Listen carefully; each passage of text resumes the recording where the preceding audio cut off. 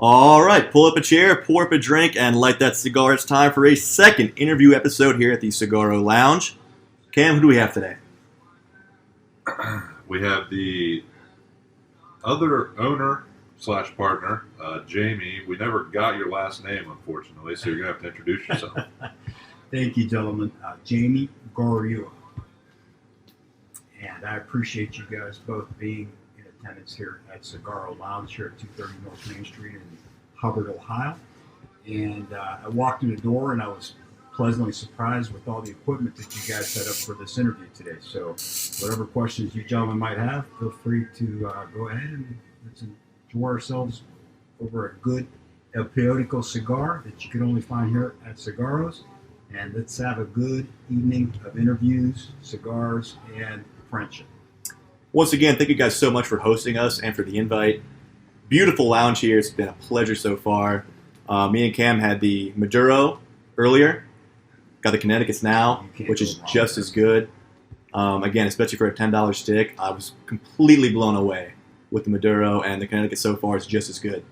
We spent quite a bit of time trying to find the right house brand cigar that will complement our lounge. And Steve and I have been blessed with meeting several owners, rollers, and what have you. And it came down to this particular cigar. Of course, we've had great cigars at other locations, but the problem we ran into is the supply. They can make us cigars, and then we won't have enough for our members in 3 months. And we were looking for a supplier that could provide us what we wanted on demand. And our friend from down in the Miami area was able to provide us that inventory.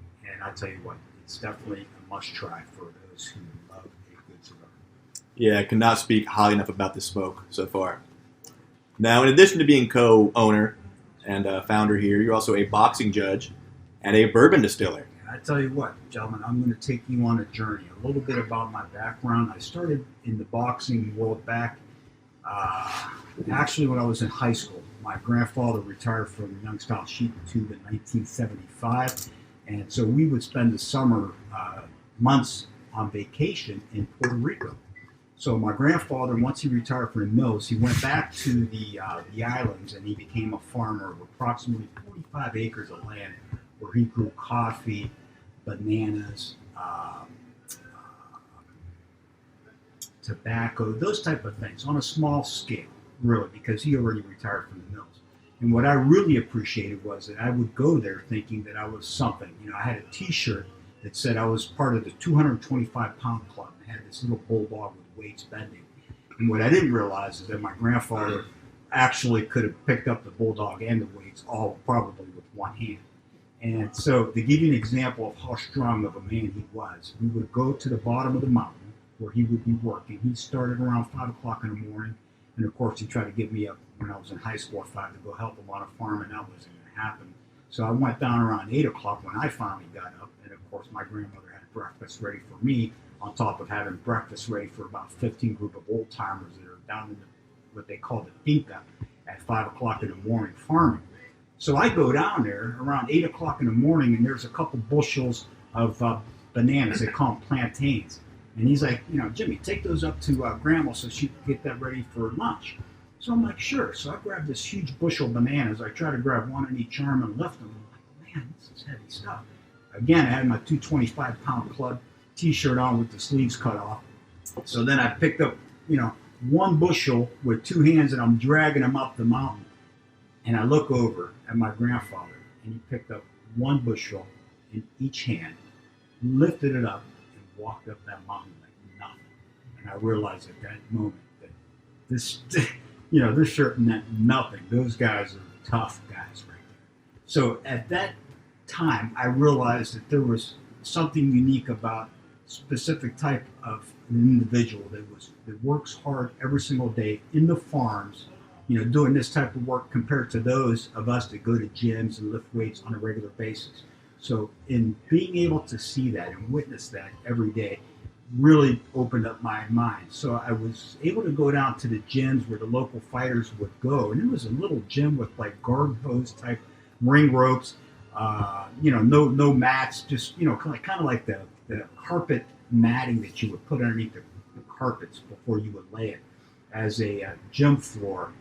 and we would sit there and hit coffee, sacks of coffee, beans in burlap bags, and just very, homemade type of environment. And some of the fighters that have come out of Puerto Rico, I tell you what, Tito Trinidad and Harry Arroyo from Youngstown, Ohio, who grew up in his family from the area, to just some of the best fighters that you could ever imagine. And I've seen them humbly grow up and working out in these type of locations, literally like a little garage, and then they become world champions.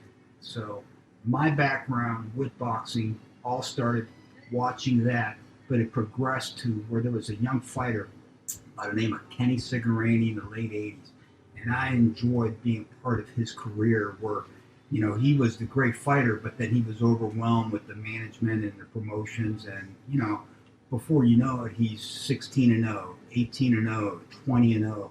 And it got to the point where now he's a top prospect. And everything that myself and my friends all did for Kenny was no charge, because we were so proud of being part of his team. We knew his family. We knew he was a good Christian. We just felt great being around him. And anything that we could do to help progress his career, we wanted to be a part of. We put the billboards out there. We did local shows. Ray Mancini, Ray Boom Boom Mancini was his promoter at the time. We developed a relationship with Ray. We all helped in building his career.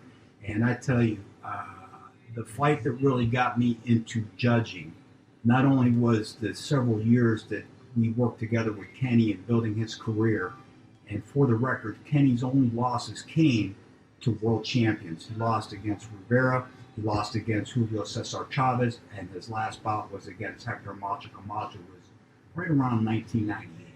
And that fight was really what got me into boxing. We were down in a certain state, I'm not going to mention where the judges were pulled off the card and the referee was pulled off the card, and that really bothered me because I've never seen anything like that, especially when you got a world champion like Hector Macho Camacho. So anyways, the new fighter judges came in and the referees came in, and unfortunately for them, is the referee that they pulled off the card later became the athletic director of the entire state of Ohio for boxing, which his name is Bernie Profano. And so Bernie, of course, later on, several years after that match, came looking for me. Bernie was a very unique person. He's seen things that I didn't even see in myself. I'd tell him a story and Bernie would absorb it, and then he came back and says, I'd like for you to consider, being one of my judges. And I was totally honored. I'm like, God, I don't have the skills, nor do I want that responsibility of screwing up. And he says, well, I'm going to train you with Tom Miller. I'm like, sold. That's it. That's all you had to say, because Tom, he probably at that time had around 1,200 fights with probably 20 world title fights around the world. So Tom from the Ohio area is, in my mind, is probably one of the top judges in the entire state of Ohio. And since he was training me, I felt very comfortable doing this. And I did a trial fight with Tom, and I remember just going through probably 2 or 3 fights. He looked over at me, he goes, I'm good. And I'm like, no, you're not good. You got to do more. He goes, no, I feel pretty comfortable. So then after that match took place at the Slow Box Center, I think on Meridian in Youngstown, Ohio, I started doing fights with Bernie, ESPN fights, as far as watching those fights on TV. And turning the volume down, and then Bernie would be on the other side of the phone, and we would talk about the fight. And I did the same with Tom Miller, where I would watch these fights, and he would call, and I would call him and say, hey, did you watch this fight? Yeah. He goes, how'd you have the first round, second round? And we talked about those different fights. And I'm like, wow, this is pretty impressive. This guy here, he's one of the top judges in the world. I got Bernie who likes me, and my career started just like that. I'm sorry, guys, for hogging the mic, but once I get going, I can't stop. This is why we're here, Jamie. Absolutely. Thank you. So how does judging a fight, trying to watch it on TV, compare to being there ringside? Well, the only difference for me is it depends. If I want to judge a fight from home, it's the same amount of concentration into watching that fight on TV as I'm sitting at ringside and I'm focusing, and if I'm getting paid to do that fight. for me, that's how I put myself in that situation. Those that watch the fights from home, if you're grabbing a beer, or if you're not paying attention, or you're talking to the gentleman next to you, and you think you're judging a fight, you're not. If you really want to judge a fight, and it's the same thing we do ringside, and your seats at home are just as good as the seat at mine at ringside, is you just got to focus. It's got to be 100% concentration, whether you judge a fight at home or whether you judge a fight at ringside. If you are doing it from home, then make sure you're at home by yourself. Turn the volume off so that you don't get influenced by those ring commentators. Because a lot of times, those guys, they fought the guy that's in the ring, and there could be some bias there. So I recommend just turn your volume down and judge it yourself. Take your notes down, and then at the end of the fight, turn it up and see how everyone else scores the fight. So, judging obviously is a very fast-paced thing. You got to keep track of all the punches thrown and stuff. Did you box growing up or anything like that? Well, the first part is you got to keep track of all the punches, and really almost impossible to try to keep. They've got people that sit there and they could tell you about the clean punches, that how many punches and how many jabs and how many this and how many that. So as a judge for us, that would be almost impossible.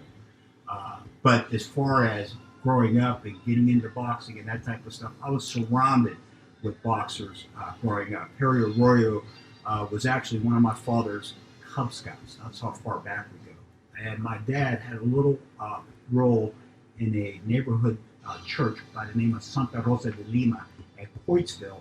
And at that time, they were bringing these young kids in, and we were training them to become fighters. Not we, but my father and his group of friends were doing that. I was just a little kid, with snot running out of my nose, just excited to be in the same room as these guys. And then these guys just grew up and became great individuals. But that was my start of the fights and boxing in itself. So how long have you been judging, and roughly how many fights have you judged? Approximately 250 fights, 15 title fights, probably 3 or 4 world title fights. That's pretty much all I have compared to the guys that I've worked with that all have well over 1,000. Is there one fight that stands out to you as the best fight you've ever had to judge? You know what? It's all fights I think are all the best fights. I have all the most respect for these gladiators. I am nobody. I'm just a guy sitting on the outside, and you want me sitting on the outside of that ring, because I guarantee you the winner in that ring is going to be the winner on my card. That's the type of judge I am. So I appreciate what it takes to become a athlete, a gladiator. Put yourself in that ring against another gladiator and fight. As far as my background, as far as fighting, I am nothing compared to what you guys have done. I've done some taekwondo in the military. I was assigned to the 2nd Infantry. I've jumped off cliffs. I've done all kinds of stuff. But what it takes to get in that ring, I tell you what, my hat's off to you guys. How about the most difficult fight you've had to judge? The most difficult fight was a fight where, well, let's get back to the best fight. The best fight, in my opinion, was, again, they were all great fights, but one that stood out was the Lomachenko fight in Maryland. And Uskov. I was there. I was called out there. I didn't even know who was fighting because it was kind of short notice. I fly out to Maryland and I find out that it was a Lomachenko, 300 fights with 1 loss, 2-time Olympic gold medalist. And he was the main event, and I was privileged enough to judge the undercard, the Uskov fight, who today is cruiserweight world champion. And what was so unique about that fight, I remember, and we were all in the same hotel room. The Max from HBO and the fighters from both sides, the red side, the blue side, were both at the same hotel, and the judges and the commission were all there. Of course, we're not all hanging out together. We're all doing our own thing. But as I was getting out of the elevator, there was this young man walking past me on his hands. And I'm like, wow, that's pretty cool. Who's this guy? And I look over and that's Lomachenko.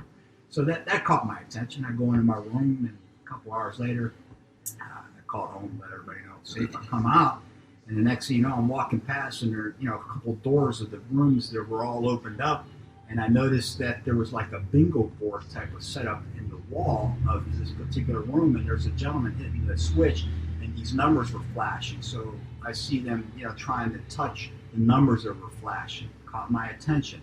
Again, Lomachenko. We were going outside for a briefing, and there he is outside hitting a tennis ball. against a wall.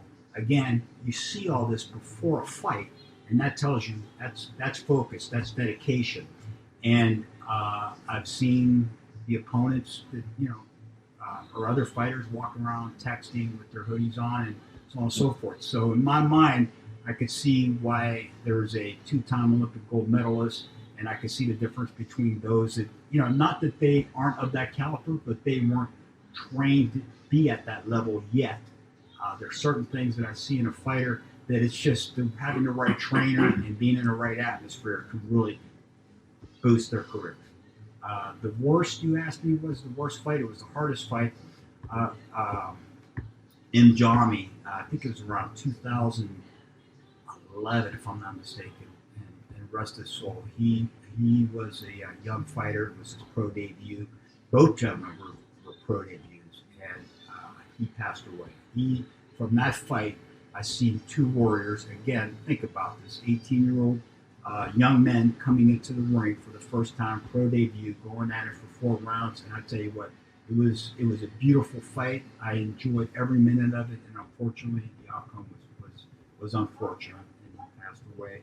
So all due respect to him and his family up in the Detroit area for coming into the Youngstown area and bringing such a great fighter.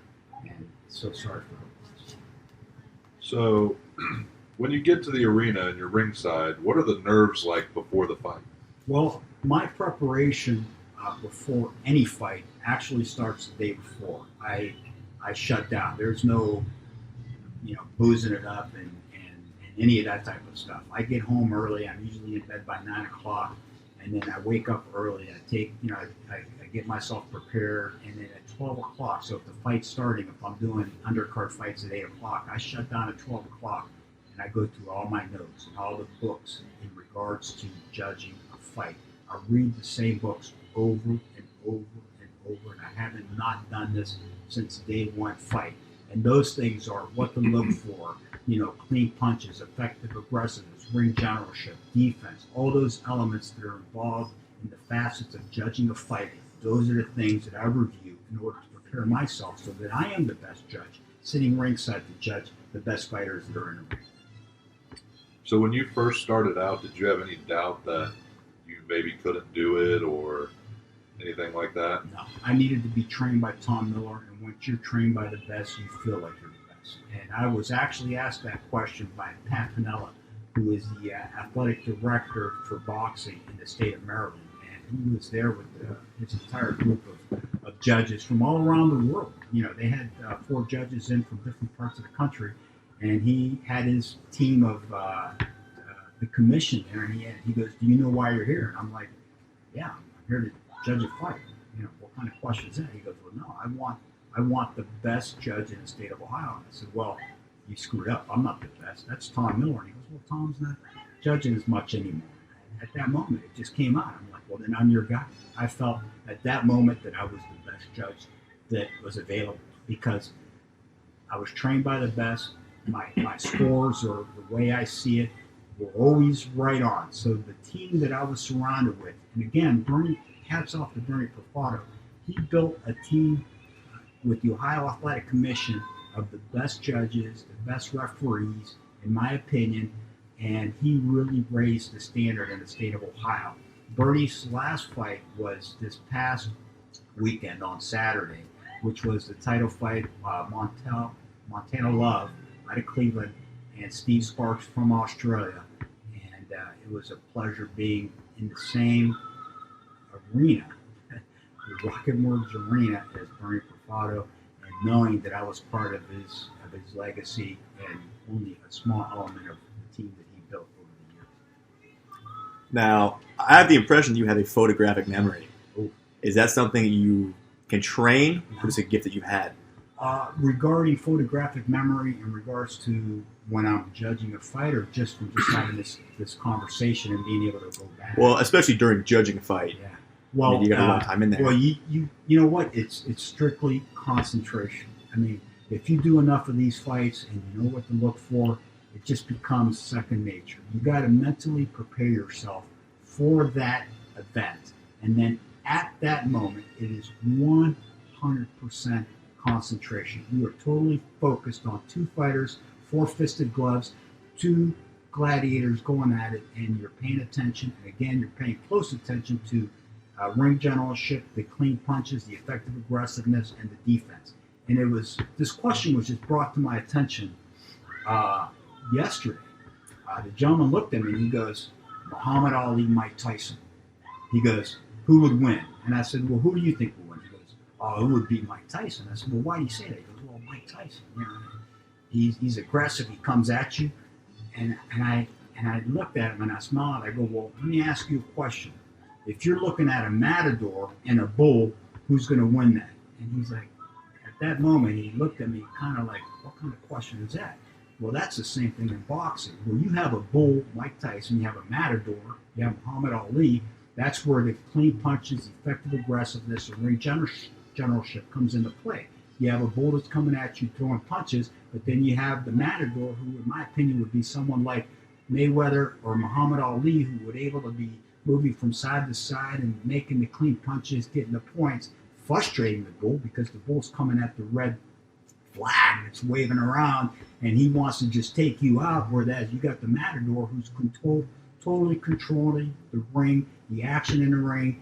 And so, you know, it just depends. You know, sometimes fighters, I could see when a pro fighter becomes a judge, and I laugh because I remember witnessing their careers, and I love it because those particular judges, and they're excellent judges because they're you know, fighters, or they're maybe even never became pros, but amateur fighters that are now judging. And I sit and I watch and I see their judging style that reflects a lot of how their boxing style was. So, you know, sometimes they might favor and not even know it because that's their own style of fighting, where there was an aggressive fighter, so that you're always looking at that aggressive fighter coming at the other gentleman. So what's unique about me is that I've been around, I've seen it, and I see these guys when they go in the ring. It's something that you have to be able to separate. You have to pay attention to the clean punches. That's where it all starts. Making contact, you know, from the top of the head to your navel, from shoulder to shoulder, and to make sure those clean punches are in areas that it's inflicting damage. You know, another judge was telling me yesterday, well, what about the hits to the arms? And of course, I keep saying yesterday because we just did this fight on Saturday, so we kind of do a recap as to, you know, what we witnessed. And yeah, sometimes I do score for hitting on the arm because that is inflicting damage. Over time, those punches, whether it's to the body or to the arms, it's going to inflict damage. Your arms are going to get heavier. It's going to be harder in the later rounds. So, you know, those are things that I look for as a judge.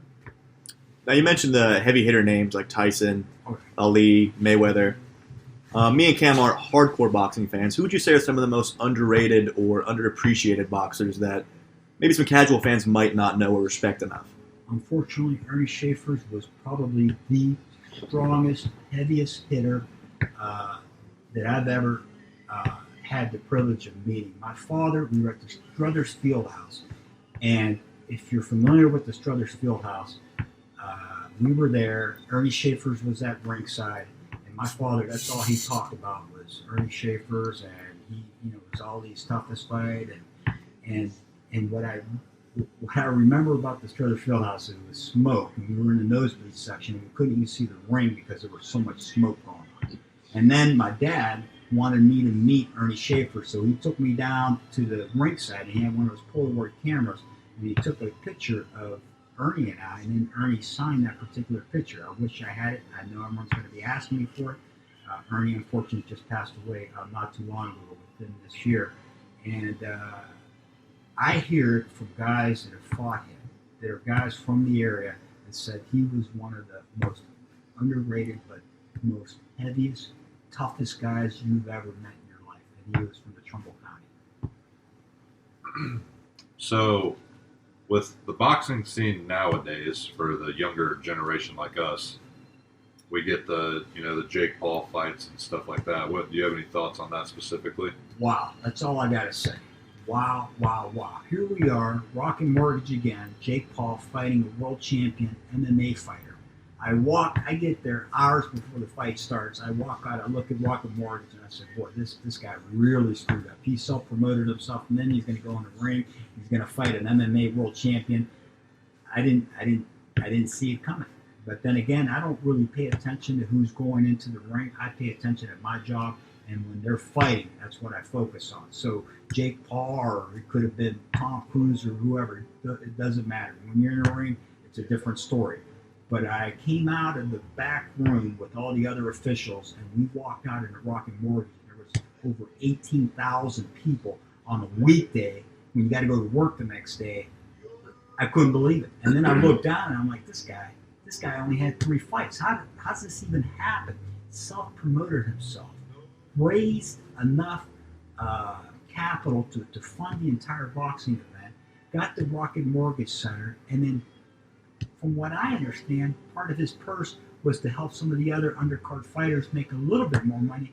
I tell you what, my hat's off to those young men that are able to do that through social media. I was totally blown away. And again, you don't call me to come and judge a fight if it's just some exhibition fight. I'm not that guy. They call me in when it's a professional fight, and that is what I wanted to do that night. And Jake Paul was definitely the winner that fight that day. There's a lot of speculation about his actual talent level, and from somebody who has been around the sport for so long, what's your opinion on how talented he actually is? You know what? Talent can be found anywhere. A lot of people have talent and they don't even know it. And my suggestion is you don't know until you try. So in the service, I was able to go in the ring. We were at Camp Howes, 2nd Infantry, hoorah, to the guys that are out there. But, they had boxing rings inside of there so that you can go in there and go a few rounds with some guys and get the feel for it. And there's talent, and I think he's talented. I think he's a good fighter. I would not put him in the ring with someone like a Kelly Pavlik. I don't see good things happening for Jake Paul, but the way he's promoting himself, the way he picks the fighters that he's going to go against, I think it's all good. But there's a certain level of danger when you cross the line into that caliber of a fighter, because guys like Kelly Pavlik, I mean, those guys are the real deal, and they can seriously hurt somebody. I'm not saying that Jake Paul can't do that, but I'm just saying it's a different level. So, what he's doing right now is good. And if he can continue to work out and dedicate himself like these fighters do every single day, and it's not the 100-yard dash, it's the 10 miles that these guys run every single day to prepare themselves mentally, physically, and emotionally, and spiritually. If you have that dedication, Jake Paul, then I strongly recommend you continue on. But if you don't, that's what world champions do. They walk around on their hands. They hit tennis balls off the building. They hit bingo numbers on walls, and they'll hit a dot the size of a head of a needle on your pads when you're sparring. That is what world champions do, and that's the difference. I think regardless of his talent level, what he's done promotionally for the sport has been incredible. Bringing in a younger audience, like you mentioned, 18,000 people showed up on a weeknight. Incredible. I believe that he has done more for boxing, Mayweather, and Jake Paul and fighters like that, where it re-energized. It actually brought to light that, boxing, and then there's MMA, and those are two different types of warriors. The boxer is the guy that's able to go that 10 miles and work out, and the endurance. That's tough. The MMA fighter, he works out for that different type of fight. To me, is like maybe the 440 or the quarter mile, where there's a lot of takedowns and a lot of different muscles and things that are required in order to win that fight in MMA. Now, I am licensed in the state of Ohio to do that, but I would focus myself on boxing because I feel that I provide that sport a level of expertise that I have that I do not have as an MMA fighter. So if you guys ever see me on the side of a ring as an MMA fighter, that would probably be my first fight, and I would consider doing it, but Again, I don't want to take away from what I look for when there's a professional pro fight. I am totally fixed on what's going on with two gladiators and four-fisted gloves, and it'd be hard for me to judge a fight like a MMA fight, because then that would change my entire thought. I'd have to read different books and change my focus. So I think for now I'm going to stick with boxing 100% and leave the MMA judging to those experts that train and they're properly prepared to do such events. Now, you mentioned your expertise, and you're clearly a man of many talents. Let's get into the bourbon talk. How'd you start distilling your bourbon? A gentleman's drink, a champion's bourbon. And we started this venture back in 2011, where we were invited to a local distillery to, whether or not we would be interested in maybe purchasing the distillery or partnering up with the distillery to make some bourbon, because we were very, very serious about doing it. But we had to take a step back, and at that time, 2011, there was a big bourbon boom going on, 11, 12, 2014. And we seen that it was going pretty good. And then in the state of Ohio, I think at that time there was maybe only 4 distilleries, and then it grew to like 200 distilleries. So what we wanted to do, utilizing my background, and not necessarily as a official, but I had a lot of connections with champions like Buster Douglas, my man. Ray Boom Boom Mancini, and then I also had the relationships and secured the intellectual property rights to the greats Jack Dempsey, world champion, who fought in 1919 in Toledo, Ohio, believe it or not, on July 4th for the championship of the world against Jess Woolard, who was, I think, 6'7", 250, and Jack Dempsey, if I'm not mistaken, 5'11", 189, 190, and he schooled him. So anyways, Rocky Marciano, I dealt with his son, Junior, Rocky Jr., and I also dealt with Bart Dempsey, who had the intellectual rights to Jack Dempsey, and Mrs. Haywood, who had the intellectual rights to Jack Johnson. So those spirits that I just mentioned there is part of our bourbon line, and it all started here locally, trying to see if we were interested in doing it locally. But again, it gets to the ability of being able to provide the supply to meet the demand. And so we looked small, and then we decided to go locally. And again, I owe that to a gentleman by the name of Chuck George, who said, "Hey, Jamie, because we were going to go and sign in with the Kentucky guys, hey, Kentucky bourbon, Kentucky water, Kentucky." And this gentleman pulled us aside and he goes, "But before you go down and sign on with these guys," he goes, "why don't you go up to Cleveland Whiskey, meet the CEO, Tom Licks. I heard him speak one time," Chuck said, and he goes, "he's from Cleveland, and you guys," he goes, "the way you talk and the way he talks, your visions are along the same path." So I was honored. I'm like, "Yeah, I don't got a problem. I'll talk to anybody." So myself with my partners, TJ Ficino and Mike Sassone, we did a road trip up to Cleveland Whiskey. We had the Boom Boom Bourbon that was very successful with Ray. And we're like, okay, we're going to go up there, talk to Tom Licks, and let him know what our plan is for spirits. And so before we even get into the room to even meet Tom Licks, the gentleman who was introducing us stopped us at the door and said, "Listen, a lot of people want to talk to Tom Licks. He just had an article in Fortune 500 magazine. He's kind of like up and coming, and he, you might only get 5 minutes with him. There's a lot of people that have been in before you that, he wasn't interested in, and that was that." So now I got nervous. I'm like, wow, I'm meeting the CEO of Cleveland Whiskey, and I might only have 5 minutes, so I'd rather be impactful. So I walked in there, I set this on the table. I walked in the room, I introduced myself, shook his hand. Our partners all came in. I put the bottle in the middle of the table. I said, "This is Boom Boom Bourbon, and our intentions are to have world champion fighters, but I need your recipes in order to complement these bottles. We don't want gimmicky products that we put out there at high prices, and then our customers say, 'Oh, I got a bottle of this particular fighter, and it's terrible.' No, that's not what we're looking for. We're looking for a distiller, and we have a handful of other distillers in Georgia, Indiana, and Kentucky, and we're coming to you because you are what we want as the manufacturer of our bourbon. And I don't know if you're able to deliver. And so now, by saying that, we caught his attention. Of course, I'm nervous because I only got 5 minutes, and he goes, "Well, tell me what your program is. What's your vision for the spirits?" And so the team did their not necessarily a PowerPoint because we don't do any of that. We just basically get the product there in front of us, and then we had little sketches of what our other labels with our other fighters that we already secured their intellectual properties to, and said, okay, this is what we want these labels. We got professional artists and this type of stuff, and this is how we would like to launch our product.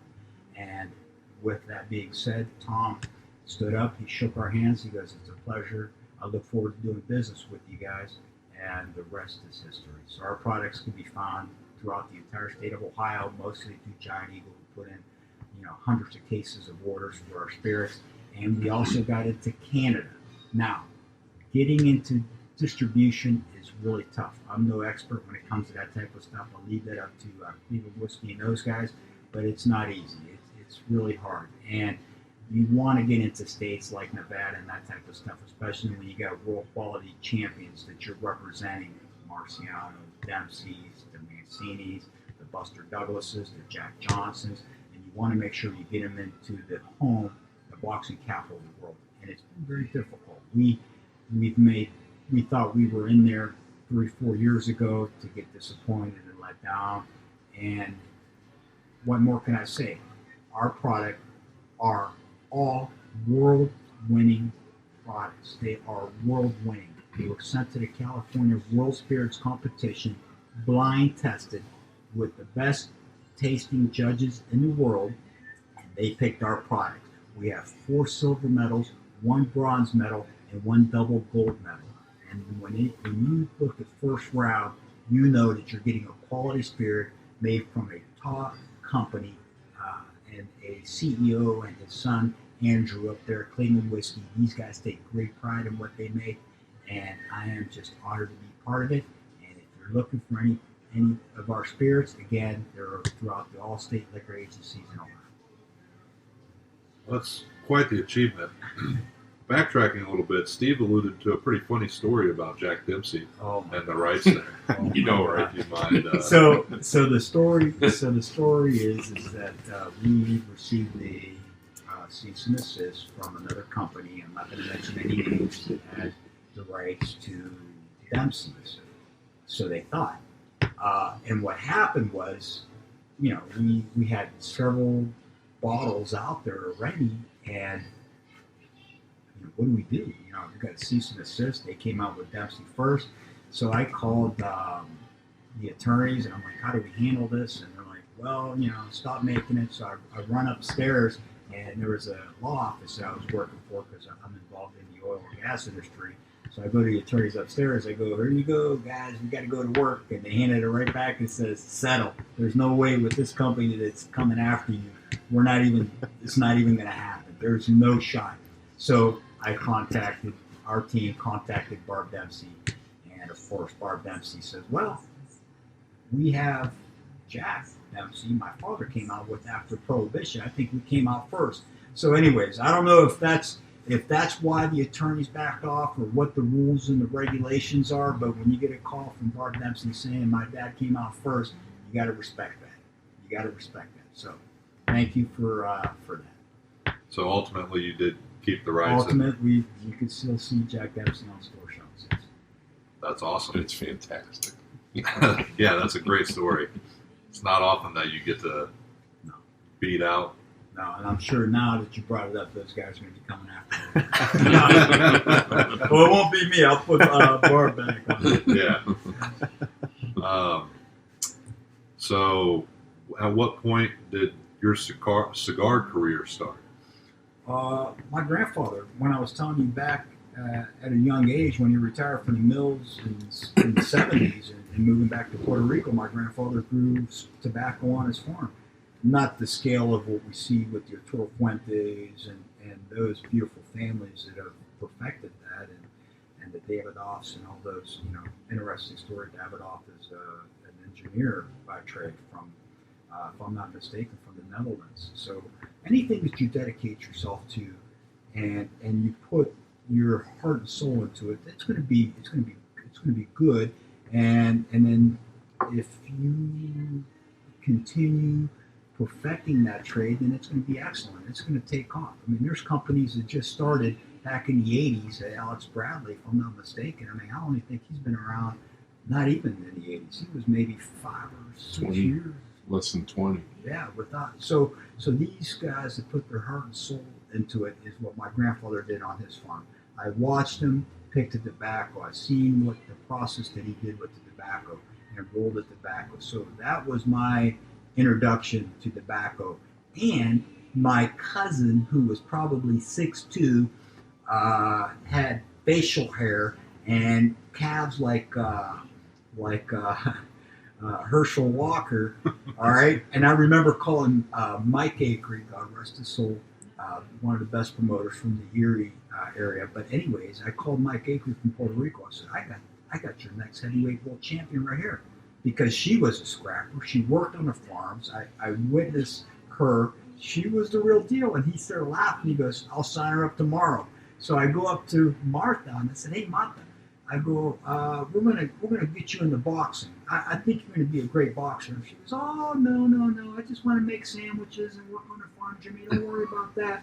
But when her husband came home drunk and tried to push her around a little bit, she threw him right off the porch and kicked his butt up one side and down the other. So Martha, I think you should have took me up on that offer, because you would have been world champion, because you were one of the toughest guys out there.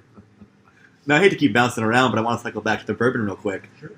For the listeners out there that don't really understand the whole process of distilling bourbon, what do you think is the most important step that separates a great bourbon from your average run-of-the-mill?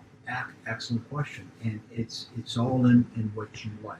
We like Tom Licks, and we like this process. We weren't familiar with this process, and I got to go. We are we're the outsiders in the spirits industry when it comes to our product. See, Tom Licks has a proprietary process of making spirits where he literally distills the spirits and takes the barrels that are cut up into like 2-inch blocks, and he infuses the barrels into the spirits and uses this proprietary process where he's able to take an entire 5-year, 12-year process and do it within a matter of a month. And he'll come out with a quality spirit and comparable to those that are out there. I say comparable because I can't tell you how many times I had to line up the bottles, and you have the best whiskey from company A and the best whiskey from company B that have aged their products for 5 or 12 years, and we put our product right there next to them. And we've had some well-to-do, not well-to-do, but very well-known, prestigious judges that have done this blind tasting, and I tell you what, gentlemen, we're right there with them. So when you look at that process, you have to respect where it all originated from. Okay, you don't have the Jake Pauls in boxing, and you don't have the Tom Licks in the spirits distilling if they weren't pioneers. These guys are taking a process that has been proven for so many years, and then you're coming in with your own ideas and your own vision, and you're turning the industry on its head. Jake Paul turned the boxing industry on its head by self-promoting himself and then putting his money where his mouth is. Tom Licks did the same thing. He took the spirits industry, and that's why he got all the attention from Fortune magazine, because he was able to go in there and turn that industry upside down with his process of making spirits, and they're spectacular spirits. When you could take maple syrup barrels, okay, you can't age spirits in a maple syrup barrel because it would leak. You need the oak barrels. So what Tom was able to do is say, hey, you want that color, you want that flavor, this is how you're going to do it. You're going to take those barrels that aged, then made maple syrup, and we're going to cut those up into those 2-inch blocks. We're going to infuse this wood and the taste and the color, and we're going to get you the consistency of exact type of bourbon that you're looking for, and bam, there it is. You have a outstanding bourbon that was made in a fraction of the time, and then when you taste it with all the other bourbons, we're right there with you. I like how you touched on where if you're passionate about what you're doing and you believe in it and you put the work in, which I think is the most important part, then there's no reason why you can't succeed against some of the bigger companies that have more resources and more time to spare and put that time in. It's dedication. You have to focus and dedicate yourself. You cannot. There's a lot of deniers out there. Oh, you'll never do this. You'll never do that. You know what? If that was the case, we wouldn't have Cigar Lounge, Steve and I, because we've been looking for a particular building in a certain area for probably, I don't know, Steve, how many years? Close to 10. 10 years. And then we come out here and we meet a gentleman that owns Woodland Cellars, and he's like, take a look at my place, and maybe you'll find something out in the Hubbard area. I'm like, okay. And Steve being from the Hubbard area, of course I was open-minded to it. So we go out to this event in the back, and we see that there was a concert going on, and so I walked around and started asking people, what brings you here? And they're like, all the music and the homemade wine and the mead. Of course, I wasn't familiar with mead until now, but back then I didn't know what mead was, and then his own spirits of making, not spirits, but making beer. So he does beer, mead, and wine, and he had a concert going on in the back, and I'm asking him what brought him here. And then at the same time, I said, well, where are you from? And 75% of the people were from out of town. They weren't even from the Hubbard area. I mean, of course, we had people from Hubbard, but we had such a huge amount of people from outside the Hubbard area to come and enjoy the wine, the mead, and the beer. And this opportunity presented itself here at Sigaro's, where the building is literally right across the parking lot. We literally share a parking lot with the Woodland Cellars, and the rest is history. And thanks to Nate and his beautiful wife for inviting us to Hubbard, because we got something special here. And I know Steve talked on it for quite some time, and all I could say is if you haven't experienced a cigar lounge that takes you back into like the 30s and 40s, this is definitely the place. This is one of those locations that you have to try at least once, and then once you do, of course, our El Periodico Cigars is going to get you to keep coming back, because that's what's going to happen, and the rest will be history. Yeah, like we told Steve earlier, it's really inspiring to us to see you guys put the work in and dedicate yourselves to a project like this, whether it's the Sigaro Lounge or your bourbon or even your boxing career. It gives us hope moving forward with our goals. To see guys in a small town like this achieve these incredible things. So I want to thank you guys for that, as I'm sure I speak for our listeners and everybody else out there. You guys are doing a great job. I can see that you're putting the dedication into this podcast and this company, and I see great things. I am honored to be in the same room with you guys, and just the conversations that we had before leading up to this podcast. This is my first one I've ever done. I am truly honored. I'm blessed in so many ways with a great family and friends and partners and meeting great people. And I appreciate you guys giving me this opportunity to tell my little story and be a part of this podcast. And that segues us into one of your other areas of expertise, which, again, Steve said you did most of the work here by hand as far as renovating this place. Where did you learn the handiwork skills and the carpentry and all that? I got to go back to, it's a combination of my father, who was very, he was a dental technician, and he was very artistic, where he would be able to take wax moldings and sculpture those into teeth, whereas now you can 3D print teeth and make them, whereas my father was able to make crown and bridge and that type of dentures from just wax molds. And there was a lot of focus and attention to detail in what he did every day. And as a young kid watching him, and then watching my grandfather in the farm, and then my grandfather, I remember a storm came through on our house on the south side over there on Glenwood Avenue. A shout out to the south side of Youngstown. We had those shingles, those slate shingles on the roof that the storm came through and blew them off. And it was so much damage that probably was like more than half of the shingles were gone and damaged. So my grandfather came and was going to fix the roof, because that's what he does. He did everything. And what my grandfather didn't realize is when he left the ladder there, that this kid that, Jesus Christ, I was probably 8 or 9 years old. I climbed up the ladder and was standing right behind him. And when the sun was shining and I stood in the shadow, it startled him, and he looked over and he seen me just standing there looking at him, and he, got nervous and sat down and was shaking, because here we are on a roof with this 8-year-old kid, and he was up there working by himself, so he wasn't expecting anyone to come up there. And then he realized at that time that, this kid isn't afraid of heights.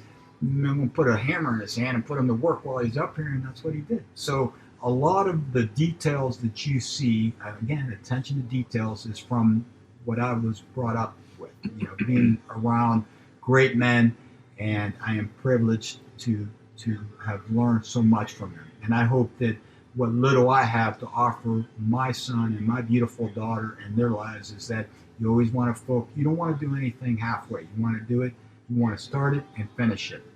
Whether it's a good or bad experience in a positive way, whether it's education or life, you have to, what you put your mind to do, you do it.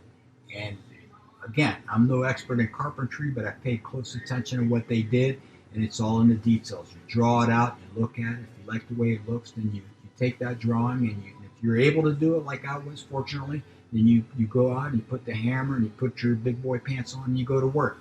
But I was only one of a group of 5 hearing impaired individuals that did the majority of the work. Of course, I was here every single day with them, but they were definitely the team. It took a team, TEAM. Together, everyone accomplishes more. You're only one person, but there's a team that makes you look good. And everything that I've accomplished in my life is because of team.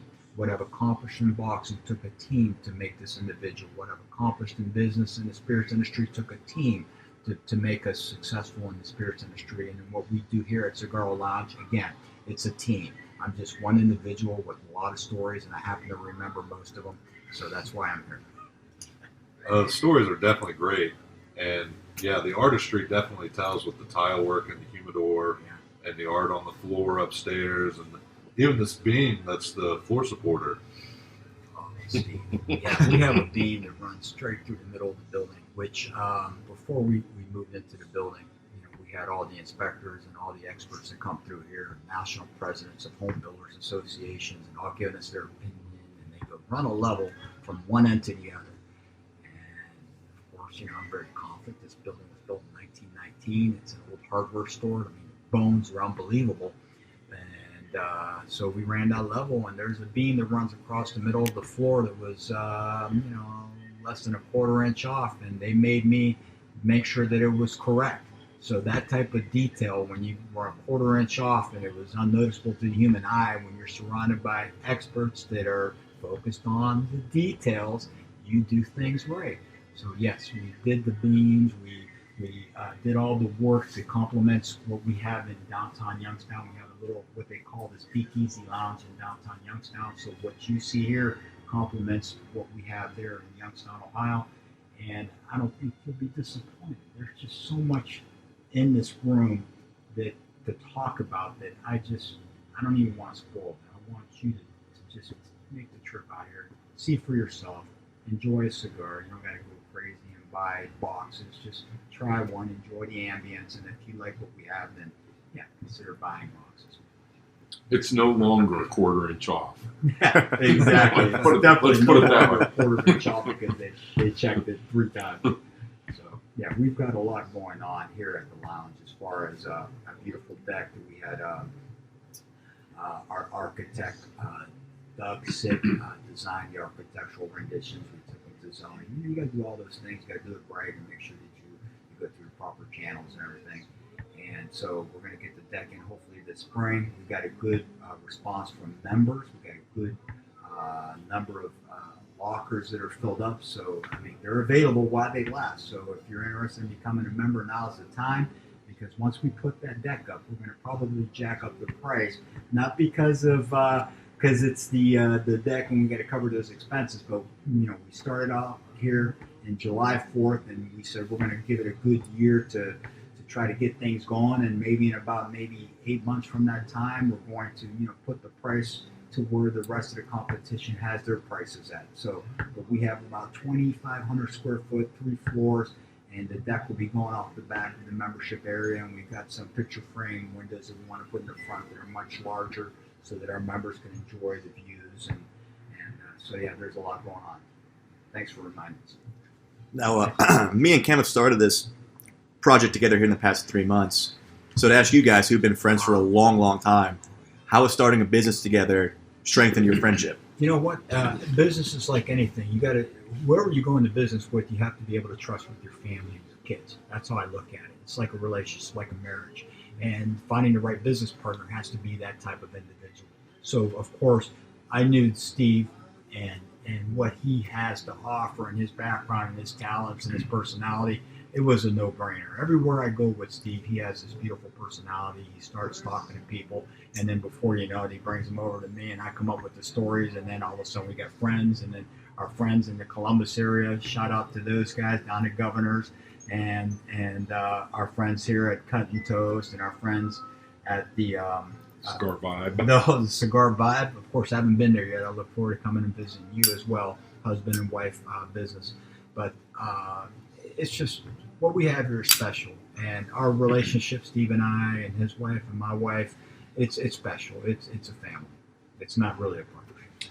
You know, I one of the things, there's a school of thought with starting a business that, you know, you don't want to go into business with your relatives or friends. I've heard that before. Right? Yeah. And I'm the opposite of that. I don't know how you go into business with somebody that isn't a relative or a friend.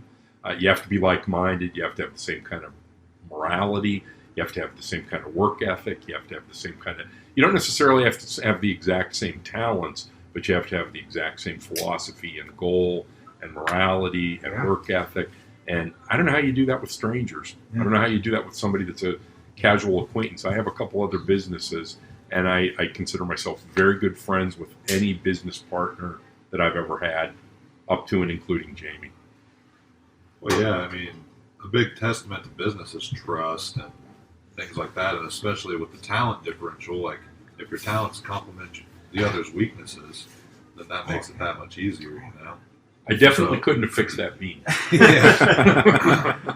So we asked Steve earlier, any advice for us as being young entrepreneurs? Or to any see- people starting a anyone venture. starting any kind of business. Number one in anything, it's listen more and talk less. People are going to tell you. I mean, where are you going to hear stories like what Steve and I were able to share with you guys?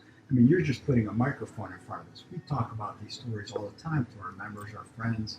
I mean, this is our life.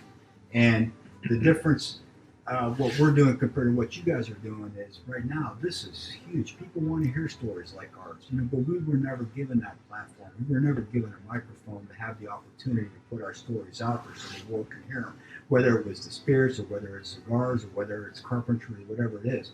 And you guys have something special. And I believe what you're doing with the sports and what you're doing with the cigars, I mean, what's better than sports and cigars? I mean, you guys are hitting it right on the head. So my advice, again, is always listen more and talk less. Ask questions wherever you go. Don't be intimidated by those that are more successful and have more listeners, because you know what? That'll come. And then they're going to come and they're going to wish you success, and then team comes into play. Those that don't wish you success, you don't want to be around them. But those, like, you know, we're giving shout outs to our competitors. Why? Because they're not our competitors, they're our friends. We're business people. We're small business people. We want to be successful. There's enough of the pie to go around, and we want everyone to have a good life. You guys are up and coming. You're listening. You're getting stories, and one of your interviews are going to be special, and that's what's going to get people's attention, and that's what's going to get your listeners. Steve was telling me, there was a podcast. What was that called, Steve? With Crime Town USA or Crime Scene USA. It was about the history of the mob in Youngstown, Ohio, and it actually became the #1 podcast in the world. Oh, in the world imagine? for a couple months, I think, actually. And funny thing, I'd never heard of podcasts, or I'd never listened to a podcast, I should say. My kids have been after me for years. You got to listen to podcasts. You got to listen to podcasts. And it was that particular podcast that caught me, and they put it on my phone and showed me how to use it and showed me how to turn it on. And I'm hooked. I think it's a wonderful platform. On that note, I want you guys that are listening that have heard that podcast, and obviously if you're listening to this podcast, you're going to want to reach out and maybe listen to that podcast, because the very end of that podcast, if I'm not mistaken, I haven't heard it, but so I'm told, there's a specific type of photo that's in that podcast that can only be seen at Sigaro Lounge. Yes. Trafficking. We talked about it. It's the congressman himself, Jim Trafficking, may rest his soul. We have a photo that was featured in that podcast, and it's only available here at Sigaro Lounge, along with a lot of his work that he did when he was incarcerated. That's Steve. A lot of his paintings are located here that we acquired throughout the years, and we just, sitting in our closets wasn't doing anyone any good. I had a wooden cigar Indian in my house for probably, 10 years. And I think the only people that ever knew that I had it were my good friends that had come over like once every 6 months to pick me up or maybe have a smoke before we go out and do something. I had this cigar Indian for 10 years, and now I got a lounge, and now everybody gets to appreciate it. So that's what's unique about Sigaros. There's a lot of unique little details. The work, the photos, the decorating, the way that the lounge was designed for its members with P.O. boxes as cigar lockers. You got to put your imagination on that one and see how you would incorporate P.O. boxes with as a locker for cigars. We have it here at Cigars. You got to see it. Yeah, I'm going to say even down to the music and the TV upstairs. And we talked about this earlier in the last episode, but so we always have Sinatra, Dean Martin, Rat Pack, always the same music. Time Warner Classics on the TV upstairs. Yeah. So, and maybe it sounds hokey, I don't know, but it really works. I mean, you come in here and there's a mood. Yes. A mood, and it's exactly like the mood at the smaller place downtown. Well, on that, like Steve said, it's the mood, but you want to capture the senses, whether it's a podcast or whether it's a business like Cigaros. You want to capture the sense of smell, the sense of vision, the sense of touch, the feeling. You've got to get all those senses, the sense of hearing. You hear the music, it puts you in a certain mood. You get the smell of the cigars and the Spanish cedar. I mean, we've got a phenomenal walk-in humidor. And then the cigars and the way the cigar feels. I mean, we have cigars that feel like silk in your hands. I mean, we touch on all the senses, and it's consistency. Every time you come here, it's always those type of artists' music playing, like Steve mentioned, Sinatra and Tony Bennett and all those great musicians. Dean Martin, of course, from Steubenville. Shout out to the Steubenville, Ohio people. You're going to get that at Cigaros. Now, if there's a football game going on the local channels or whatever, of course, we're going to watch it. But for the most part, 90% of the time, you're watching Time Warner Classics, because you would think that there's a TV with a remote that they would change the channel, and they don't. They sit there and they're watching these old movies. It's amazing. And then the music, you would think that people would come in and want to hear 70s or like the 80s. No, they come in, they enjoy the cigars, and they enjoy the music. So with just that, it's just something special. So kind of a funny story. When we were doing our research for this, we went into cigar places all over the state, all over multiple states. And we went into a place that was pretty much like this. It was actually a really nice place. And we went in there, and Jamie looked at me and he said, "What's missing?" And I said, "I don't know, but there is something missing. Yeah. There is something missing." Exactly. And it looked like this. There was a nice fireplace. It was a house. It was very homey and folksy and interesting old stuff on the walls. There was no music. There's no music. There was no music. And it sets the mood. It sets the mood. There was something missing. Like we told Steve earlier, as soon as we walked in, it's like walking in a time machine almost. And unfortunately, we didn't get to live in the 40s and 50s to experience it in real time. Yeah. But walking in, I feel like I could have a pinstripe suit on. Oh, yeah. It's just a slice of history, really. It's a great experience that you can give to people that you can't really get anywhere else. That's what we were going for. And it's funny you would say that, because one of our employees mentioned having a night, like a night where you wear your pinstripe suit and your worn 20s gown, and I don't know what that would be called, that type of night. It's not as an event where you pay tribute to the Roaring 20s, something like that, with the dancers and that type of stuff. So, if you have any ideas that you'd like to share with us, that you think that we can have a special event here at Sigaro's, whether it's a tribute to the Roaring 20s or to Dean Martin and their music, I mean, we are totally open-minded to ideas. We there's events going on that we didn't even know that were going on in the front door, and they say you should partake, and we're like, well, we only got like a day's notice, so we put a sign out front, and the whole town, because we put a sign out front, we invited them inside. We're open, give us ideas, and we'll be more than happy to implement those ideas and bring you in. On top of all that, all the little personal touches in the decor, it really makes this place feel really unique and really homey, and it's an environment and ambiance that I haven't seen anywhere else that could even compare. We have some of the rarest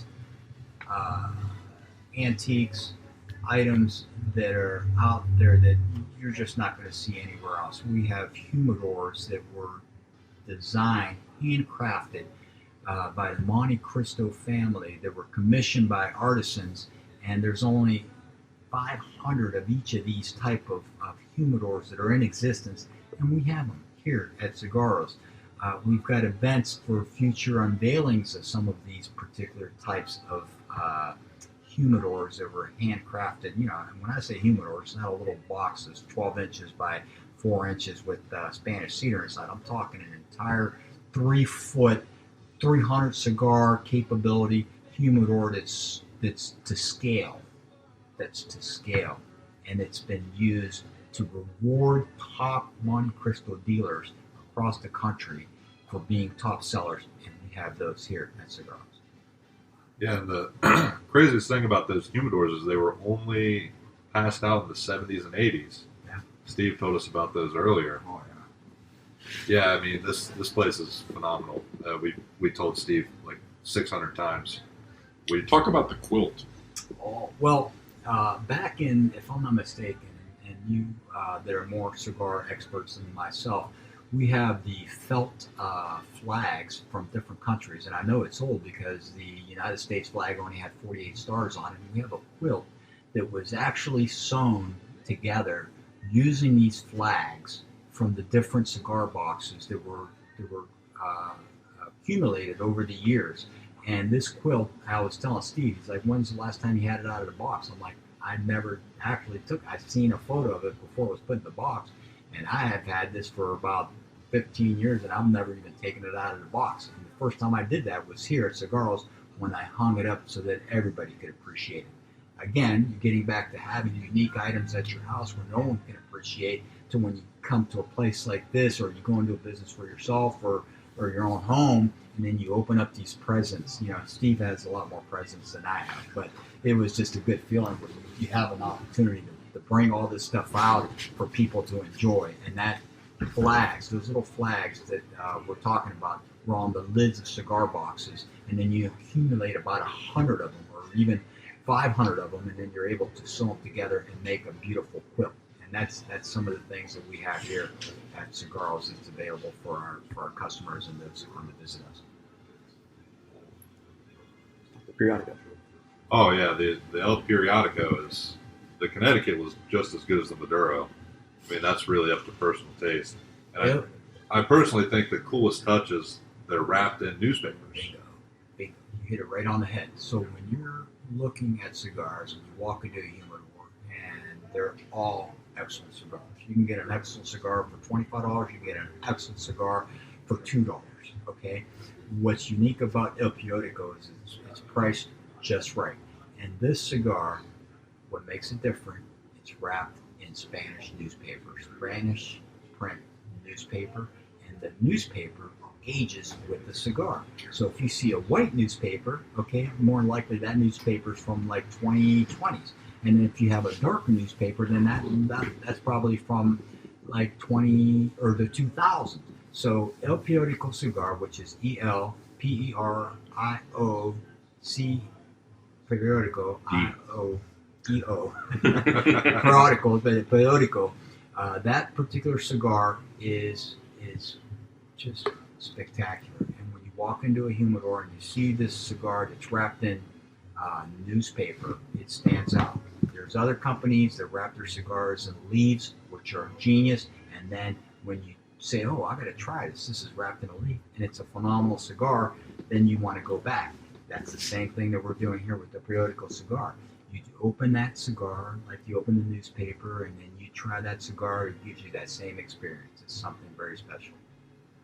Yeah, the phenomenal idea. I mean, it's amazing that you guys came into contact with that fella in Miami, and just the amount of talent he has in rolling cigars Again, is crazy. we met a lot of people that have that ability to make great cigars, but can they meet the supply? We are looking for rollers that can meet our demand for our members. I mean, we bought 100 cigars, and in 3 days we went through 100 cigars, and then we realized maybe we should get 150. In 3 days we went through 150. So we're like, oh. So then we're like, oh, is he going to be able to provide that amount of inventory for our members? And he has not disappointed us. So far, so good. He's been right on it. And the term, again, a periodical cigar comes from it's wrapped in newspaper, and that's what really gives it its unique. It makes it stand out. Like cigaros, it's unique, it stands out. Our cigar, unique, it stands out. And again, like our spirits, you can't just have a good-looking whiskey. You can't have just a good-looking cigar, but your product has to live up to that demand. And there's a lot that goes into the El Periodico cigars. I mean, the craftsmanship and the way it feels in your hand and the smoke. It's an experience, and you have to definitely try it out. And you nailed it saying it's unique, but you can only get these here. That's correct. We're Which- the only game in town. Even that by itself is enough to make this a destination spot. When you add in all the beautiful touches here at this lounge, it's absolutely if you like cigars, if you don't like cigars at all, this is a must stop. Well, we apologize for the hesitations because we are actually all smoking a periodical cigar right now. As we should We're be. like in the middle of talking and spelling, or like puffing cigars and all that stuff at the same time. I invite everybody out there. And again, we're at 230 North Main Street here in Hubbard, Ohio. And we'd like to invite you and your friends and everybody out here. Steve has our email address. Hopefully. Website. Website. You don't even have Yeah. the terminology. See how little we know about Yeah. this? So we're www.Sigaro Cigar Lounge. Sigaro is spelled with an S, and that's actually the Italian word for cigars. Yes. So it's www.Sigaro with an S, cigarlounge.com. We're on Facebook under Sigaro with an S, and we have a pretty active Facebook page. We put all of our events on the website, The but gallery of photos. galleries of photos. Yeah. I mean, if you go to Facebook, and the way Facebook works, you can go back historically and look at the posts that we've done before, and you can historically look back. We actually started the Facebook page before we bought this building. Yes. So there's Showing the pictures. There's progress. pictures of this building the day we looked at it. Before we ever bought it. Wow. And one of the things that we hope to do here at some point is we're gonna get a TV down here, Yeah. and we're gonna put a kind of a continuous loop with all the pictures from our renovation. Because I work out of town, and Jamie was here every night, Yeah. so we just kind of like communicated back and forth with pictures. Mhm. And almost every night he would text Oh, yeah. me a series of photos, like, look what we did. Yeah. And so, when you take that whole body of work, it's beautiful. Put it together. It's actually beautiful. When you look back and we see the colors of the walls used to be, and Yeah. what the windows looked like before the trim was built around The it, arches and the details. what the ceiling looked like when it was a quarter of an inch off, right? And let me tell you, a quarter of an inch makes a big difference. It doesn't sound like a lot of space, but it looked like it was coming down. Steve, can we mention Donnie by any chance? Someone that caught us off guard. we heard about us. we talked a little bit about that. Oh, So my God. So Yeah. when we opened, a lot of the initial push for memberships were people that we knew. People from other, not necessarily from Hubbard, Jackie but from from the some of the Vindies. other Yeah. communities, and so just the host of people that have been to Jamie's place in downtown Youngstown over the years. Yeah. The Vindies is a Oh, local my God. a local band. Jackie Beautiful and the group. Vindies, we love you guys. Beautiful group of people And who she brought. who actually opened up for Donnie Iris and the Cruisers. Who these guys are too young to. Oh my God. They knew the name, Well, and they let's put it actually this did the way. research. Bon Jovi opened for Donnie Iris in 1983. You know Bon Jovi? Yeah. Yeah, you know a little guy from New Jersey named Bon Jovi, right? Opened for him. Yeah, How about that? And he's a phenomenal guy. He's a huge cigar guy, and the people at the Vindies know him. Yeah. So she brought him. She says, he's going to love this place. He's going to love the cigars, and he does. Yeah. And it's people like that. I mean, we've got politicians and boxers and both sides, and Republicans, businessmen, Democrats. and men and women. One thing we didn't talk about earlier. So I found out in the course of doing this that 20 some percent, 22, 24, 25% of the cigars that get sold in America are sold to women. Now it's impossible to tell how many of them actually smoke those, but close to a quarter of the cigars in America are sold to females. Yeah, that's significant. And so I noticed just, my connection with Columbus, so I'm in a cigar club up here and I'm in a cigar club down in Columbus. Yeah. And up here there's one woman. And down in Columbus it's more like 20%.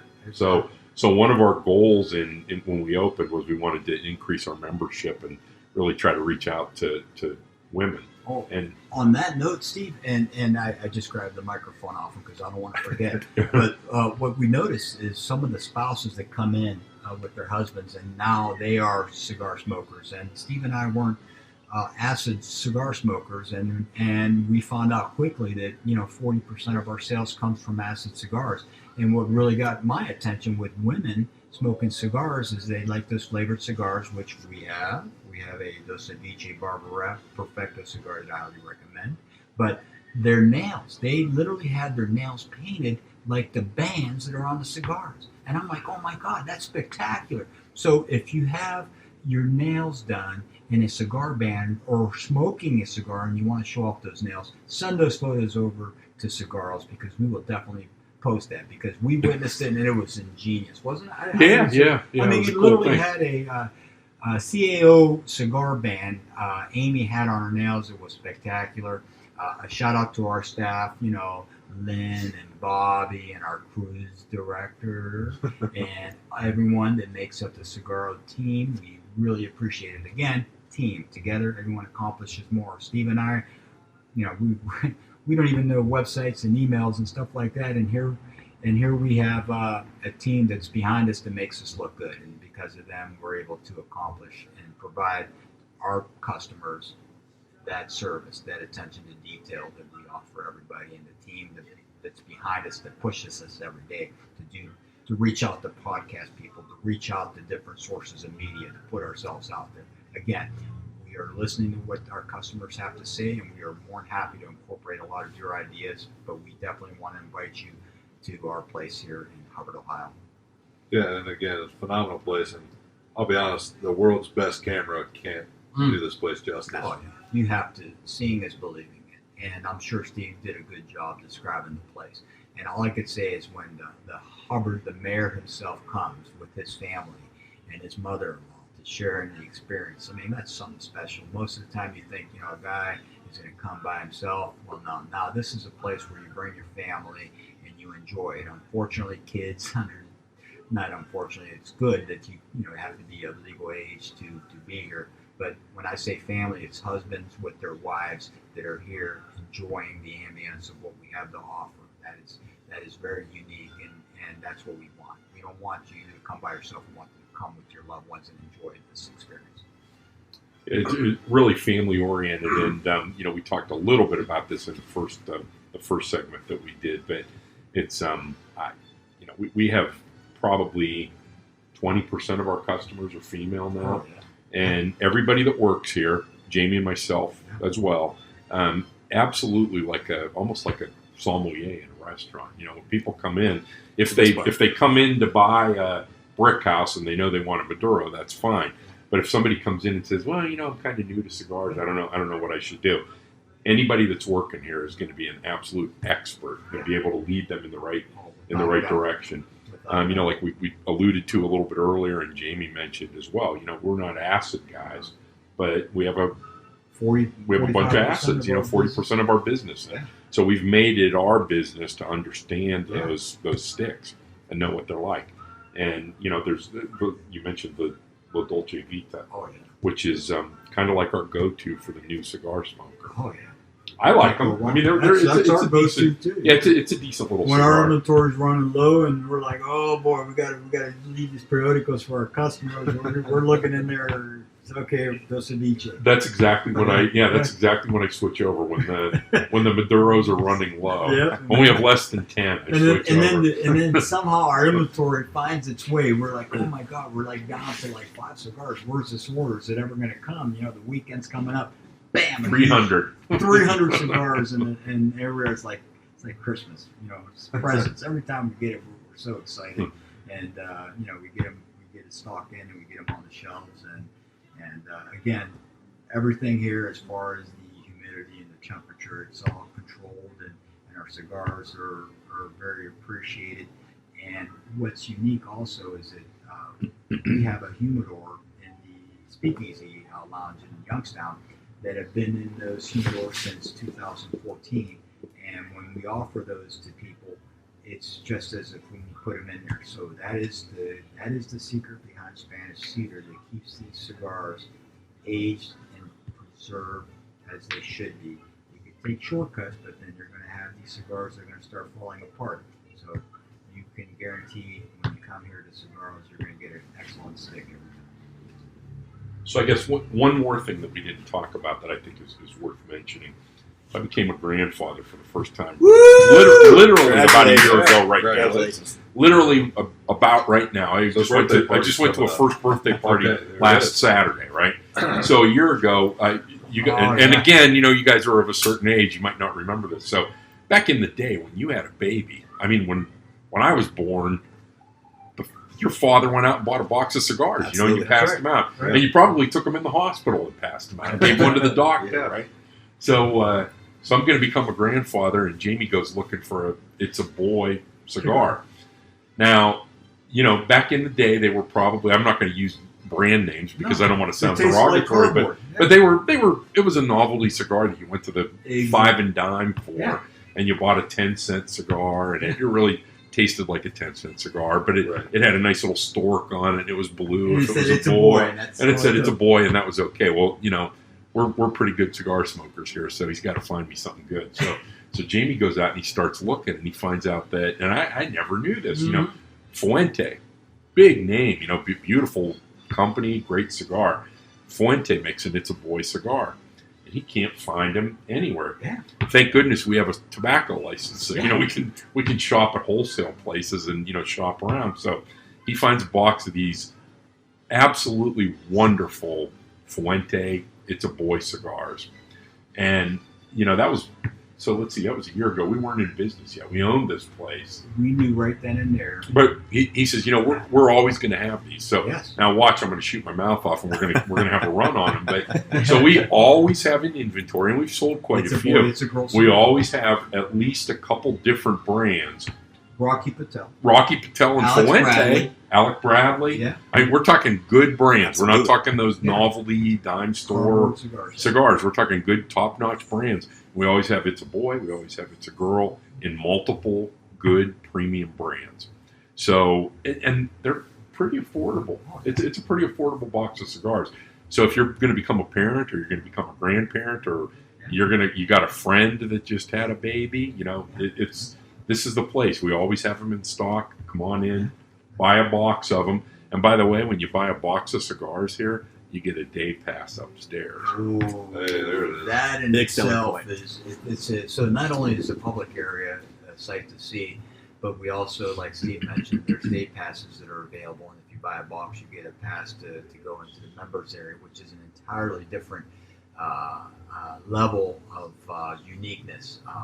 Again, I'll leave that to the imagination, but it is a beautiful little area that we have dedicated for our members, and when you go up there, you'll see it. I'm sure you guys probably talked about the theater room, the game room, and the kitchen area, and so on and so forth. So it's not a commercial kitchen. We don't have any of that stuff going on, but it's a kitchen area where you can bring in your food from, you know, the winery next door, and we'll set everything up with TV trays, or you can make your orders from Woodland Cellars next door, and they'll actually bring the food over.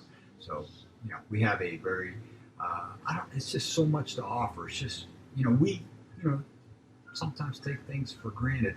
And then our customers come in and say, I can't believe that you just ran and grabbed the TV tray and because I was eating my food on my lap. I'm like, yeah. They go, what made you think of that? I'm like, I don't know. You got to have TV trays when you're eating dinner, right? So. I haven't, we're open on, I should probably mention, so on Wednesday and Thursday, we're open from 4 to 9. Yes. On Friday and Saturday, we're open from noon to 11, but of course we're here later than that, almost every Friday and Saturday. Yeah. Sunday, we're open from 12 to 5. And so I hadn't seen 1 o'clock in the morning for probably 15 or 20 years. Oh my God. Until this place opened up. Yeah. And I come in here on a Friday or a Saturday. And, a lot of times my wife will come in and we'll go to the winery for dinner. And she'll come and she'll hang out for a little while. She's not going to sit here for 8 hours, but she'll come and spend a little bit of time, have a cup of coffee. I smoke a cigar. She goes home. I've been here at 1 or 2 o'clock in the morning a lot more than I'm reliving my youth. It's like being in Vegas, Steve, where the time just goes by. You don't even realize. You guys, how long? You've been here 8 hours, Not right? long enough. Oh Yeah. my God. Not long What enough. time is it? Yeah. 7 o'clock. Yeah. It's unbelievable. So it's just time. Yeah. Time passes differently in here. I think is a good way to think about it. But Absolutely. it's the people, it's the conversations that you're having with people, the new people that you meet. I mean, I tell you what, there's nothing like you're sitting here, you're having a cigar, and a gentleman walks in, an old timer, and then he starts going with his stories, and then it gets your attention, and he's telling you about his career as a veteran in the military, and of course myself being a veteran, and we just had a veterans event on Veterans Day where again Lena's Pierogies, V2s, Mission Barbecue. A lot of our members went out to Lake Erie and caught walleye fresh and went home and cooked it and then brought it to our members. I mean, we fed our veterans like family. There it is. That's it. I mean, it was family set up where we set up the table, and if you're in the mood for fish, if you're in the mood for pulled pork from the Royal Oaks, I mean, we had a little bit of everything, and it was all spectacular. Giannis candy. How about that for a supporter? You have a beautiful meal. We had fudge from one of our members that made some bourbon-infused fudge that's going to take our first-round products, the Boom Boom Bourbon. They have a maple fudge. So she's going to take the Boom Boom Bourbon that's maple, aged in maple, and she's going to make maple fudge. So it'll be Boom Boom's fudge. Of course, before we put that out there for sale, we're going to get Ray's blessing and make sure that we can do this because, again, you got to make sure you do things right and you don't want to do things wrong. But yeah, we've got a lot. We do a lot for different charitable events, not only the veterans, but we're looking forward to doing other charitable events. So if you have an idea and you want to have an event, get a hold of Joanna, or what Steve calls our cruise director. She'll handle all the arrangements for us through our website and give us a call. Go ahead, Steve. So, and I think one other thing that we definitely didn't talk about earlier. So, we have these events. We have member events. We also have public events. A lot of times we open up the member events to the public if they want to pay. It's free for the member, but the public can come if they pay. We're closed on Mondays and Tuesdays, and actually the whole house is available for rental on Mondays and Tuesdays. And we've done that a couple times. Yeah. We've rented it out to different organizations. Somebody had a political fundraiser, not us. Somebody rented the place and did a political fundraiser here. We also had a church group that rented it, and we had a family reunion here. Yeah. So we've had groups that would come in on the days that we're not open and rent the place. We staff it. We won't do the food. We won't do the alcohol, but they can come in and they can get a bartender. They can get a caterer. We staff it for the cigars. We'll have one of our staff members here so that we can sell cigars if they want. Yeah, and one of our again, you listen more and you talk less. But one of our members came in and said, "Hey, what about a stag?" I'm like, "Oh yeah, that'd be great. How many guys?" He goes, "No, Jack and Jill." I'm like, "Jack and Jill, what's that?" He goes, "It's a husband. It's a to-be couple, husband and wife, that are going to have both the husband and the wife together with their friends, all in the same room, having a Jack and Jill stag." I thought that was spectacular. Great idea. So this is the type of environment that you can have those type of events. Whether it's a stag for the guys or a Jack and Jill stag for men and women together, or just a Jill stag where the ladies want to get together. We have female people here that work and know are very knowledgeable of cigars. Again, all that goes through Joanna, and she'll lead you in the right direction. And Lynn, who is a lifesaver here. I want to do a special shout out to Lynn, our GM, who we have these unique PO boxes that you're able to keep your cigars. And we went to many locksmiths trying to find a lock that could actually be put on these PO boxes so that members can lock their boxes. And 3-4 years ago, when we weren't, didn't have this place, I ordered 10 locks, thinking, okay, I have them, and then I can order more as the membership progresses. Well, as soon as we came in here, we sold those 10 memberships immediately, and we couldn't find anyone to do locks. So Lynn, again, through his connections and members and friends, were able to find a lock that is no longer made, and thank God for that. It's just it's the friendships, it's the people that makes this so special. Just when you think, oh my God, we got all these beautiful lockers and we're not going to be able to provide a security because we can't find locks. They don't make them anymore because these lockers from the 20s and 30s. And then here's our GM that says, you know what, I think I can do this. I think I can find them. And he did his research and was able to come through for us. So we have the key locks, we have the combination locks, we have access to both those, and then we also have unique whiskey lockers on the second floor for those who want to keep their spirits hidden and locked up so that when you come and enjoy the place after hours and 24 hours, we have certain members that come late at night because they work all day. So there's a group of guys that come at 1 o'clock in the morning and have their meetings and so on and so forth because that's the time that they do their business. So, Sigaro's has a little bit of everything for everyone. Yeah, we touched on earlier, there's really no more welcoming or inclusive community than that of the cigar world. And it's been no more obviously presented than right here at Sigaro.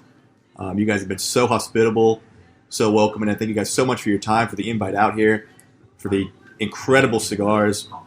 I really can't thank you guys enough for the opportunity. And hopefully we can help drive some more business up this way. I know we'll definitely be back as much as possible. Mi casa, su casa. And it feels, you get that feeling here for sure. Amen. Yeah, that's it. This is a true, absolutely family-oriented business. It's a family business. It's a great place to come and bring your husband or wife or kids if they're old enough, colleagues. Come and have a good time. Come check us out. Feel free. We're about as welcoming a business as you'll ever find. Yeah, we could sit and talk here all night. Again, time just goes by differently. Mm-hmm. We've had 6 hours, 7 hours here, and it's been incredible. I don't want to go home. Yeah. I don't want to quit smoking. Third floor. Yeah. We'll take that offer. Once again, thank you guys so much for the opportunity. Cam, any last words? Just to reiterate, seriously, thank you guys so much. Steve reached out. We made the deal. He wasn't too sure if you were going to be here, and I was not prepared to pick up the mic, and I didn't know what to expect. And I'm glad that you guys are here. I'm glad that you incorporated myself and my partner and our team, and we are very blessed. We're very grateful for this opportunity to speak to the public through your podcast, and thank you for making us a part of your show. Of course, and again, thank you guys for having us out. Hospitality through the roof. This place is leaving me speechless time and time again. And it's an experience for sure. Yeah, it's definitely a destination spot. Like, I know we'll have at least a couple guys that'll travel out here that live by us, and they'll make the journey and probably spend all day out here. And they'll obviously word of mouth is the best way to do things. And this podcast. This podcast is a big part. Yeah, we're very grateful that we can give you guys a platform to advertise and, get everybody. Once you get to know somebody, it makes it that much easier to want to let them and watch them succeed and help them succeed by coming in and buying cigars or just hanging out and telling your friends. Mm-hmm. So yeah, we're very grateful that we could give you guys this platform. Yeah, you guys keep an eye on our Facebook page and on our website. Watch for events. You guys are always welcome at our events, and we're gonna have some fun ones. Yeah, we'll definitely be checking out some events. That's something this is like our first trip, so it's something we're gonna try and be more active in the community for, with a bunch of different groups. You guys, the Mafia, mm-hmm. all that kind of thing. So Yeah, again. One of the things that we've talked to our fellow, I guess we'll call them competitors, but some of the other stores that are in the area. You know how they have these wine trails, Yeah. or beer trails. So we talked to a group called Trumbull Tourism about actually doing a cigar trail. Wow. And of course, how many cigars can you smoke in a day? I mean, if you ask me, it's Not enough. It's a pretty big number, right? But some people don't like to smoke 7 or 8 cigars a day. So one of the things that we talked about was maybe doing a wine trail, and you do it over a weekend. And here's a card. You get the card punched every time you go to a place. You buy a cigar at each place. Of course, when you come here, we're going to lead you toward the El Periodico, unless you have something else in mind. Right. But we're going to steer people there because we want them to try our premier product. And you go to these other places and you get your card punched, and maybe at the end of it you get a prize, or your card goes in a basket and we draw winners or something like that, to promote the whole area, the entire Northeast Ohio area. Yeah, that's just another testament to your guys' business and just how much you guys want to do for your community and how much of a family business this actually is. Thank you. On closing, our phone number, if you want to leave a message for Joanna, our cruise director, who will coordinate all the events, you can reach her at the 330-568-4212 phone number. If no one answers, just leave a message and we'll be sure to get back with you. Again, that number is 330-568-4212, and our website, not our email, our website, and check out the photos like Steve was mentioning. There's a gallery of photos inside there, and that's www.cigarolounge.com, and that's spelled SIGARO, Sigaro, cigarolounge.com. Yep. And I think we're going to wrap it up there. So Thanks guys. Thanks to everybody listening. Thank you. Thank you two for being great hosts and very hospitality, showing us amazing hospitality. And Austin, why don't you close us out? Yeah, again, honored to be here for our first trip. Thank you guys for your knowledge, for your stories, and for taking all the time out of your days to, especially on a day that you guys are closed, to open it up to us. It really means a lot. Experience we definitely won't forget, and we can't wait to come back. So, Sports with Stogies, on behalf of Steve and Jamie, Sigaro, it's Cam and Austin signing off. Thanks, Thank guys. you guys. Wicked time indoor. Yeah. Oh, yeah. It's crazy. Going by.